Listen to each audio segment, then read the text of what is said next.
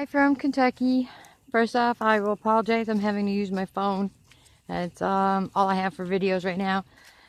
Somebody is asking me about, well, they're talking about getting Kikos, and I strongly recommend Kikos. Kikos have a high parasite resistance, and they require a lot less hands-on maintenance as far as hoof trimming and such. My Kiko buck is a 100% New Zealand Kiko, and I've had him almost 5 years and have yet to need to trim his hooves or treat him for parasites. And believe me, in Missouri, I was dealing heavily with barber pole, and the vet here that services my friend's horses did say barber pole is still in this area. That's Purdy. Purdy is Pebbles' daughter. She's about 4 years old. Pebbles about 6, and Feline is about 5. Now this year with kidding, these two maintained their body conditions very well.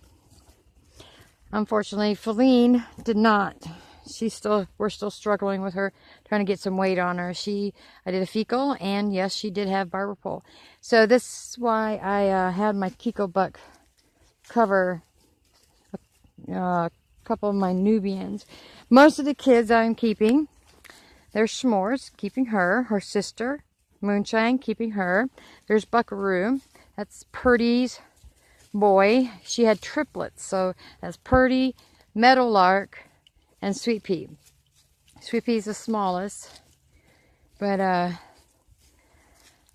let's see, Buckaroo is for sale, and possibly Sweet Pea.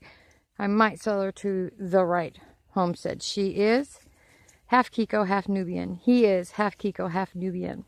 And let's see. Then I have, let's see, there's Meadowlark. And that one there is Miss Jade. It's right there. I'm keeping her and her brother. And he's got a couple of spots on him. He may get more spotty as he gets older. Hey, Cannonball. Cannonball. Come on. Let me see your other side. Let's show everybody your flash.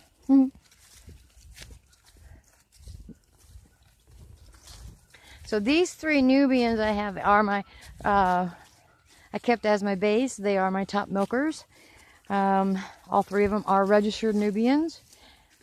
So, yeah, so their kids will have great udder attachments, udder structure, and with the Kiko in it, a higher resistance to parasites. Now, barber pole's hard on any goat, and it's one of the main parasites that if you do not address, you will end up with dead goats. And usually it starts a failing body condition. I have another video that I did on, I call it YouTube barber pole and such. So anyway, that's why I decided to bring in the Kiko, because I breed for milk production and udder structure, not so much in length of ears and color. I lucked out with couples. But anyway, if you have any questions, definitely put below. Getting your Kiko as close to the actual New Zealand means that we Americans have had less time to mess it up. Because the more they get crossed with, like, I'm sorry to say, boar. Boars do not have a high percentage of parasite resistance. They require a lot more hands-on.